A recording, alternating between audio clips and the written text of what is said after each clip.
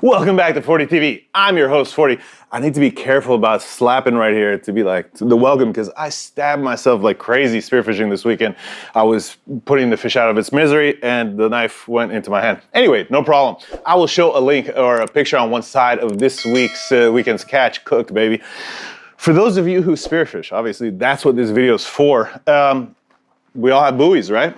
And a buoy is used for several things. Number one, it's used to identify yourself in the water because you have a dive flag that's coming out the buoy. In fact, this is the one I think that came with this one, which I was sure I lost until this weekend. Anyways, let me put this through. And I have made 3 or 4 replacement flags because one was, here's the thing. Look, if there's choppy water, look how easy it comes out, huh? This is not the best design, and I don't think it's unique just to Cressy. This is a Cressy Spider, I think. It's not even a cheap buoy, it's like 50 euros or something like that.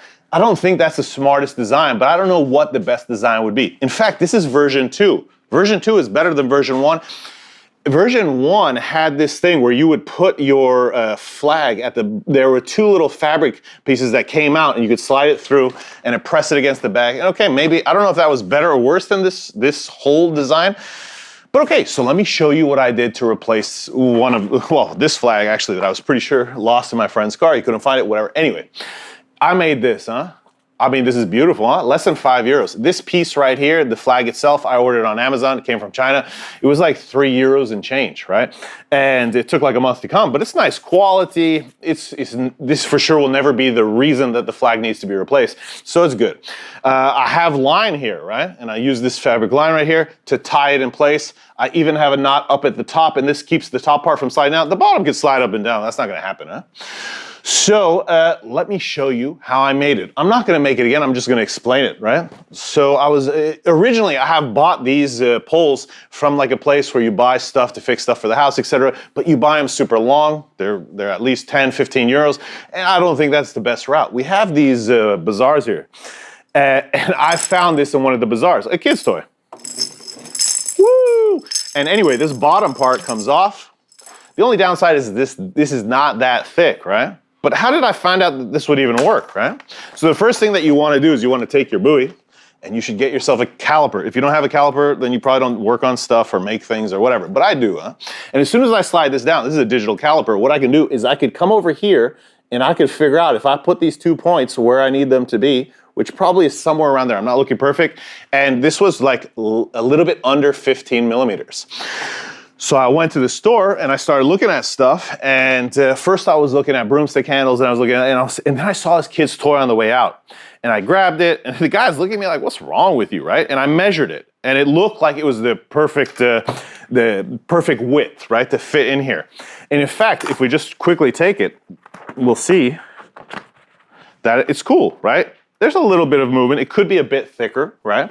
But no worries. So what I did is I took this bottom cap off, I painted it black, you'll see on the bottom here, and this part is removable, right? And the reason it's removable is because when I stick this through, I put this on the bottom, and that's what makes it so this thing's going nowhere. In fact, for sure, this is the best design yet that I've made. On the top here, you'll notice there's a cap. Well, I took the caliper, I measured it out. In Cinema 4D, I designed the cap, and then I printed it with a resin printer, and boom, I put it on. After I put this on, a couple things. I separated this cap, and on this piece, I did it in one go. I glued it with super glue first, and then I sprayed it with plastic primer.